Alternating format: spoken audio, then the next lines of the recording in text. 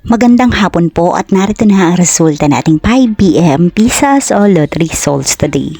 Ngayong araw po ng Friday, May 8, 2026 at para po sa draw natin ngayon ay ang 3D Lotto at ang 2D Lotto. At para po sa Lotto More updates, pasubscribe na lang din po ako sa aking channel at pahit na din ng notification bell.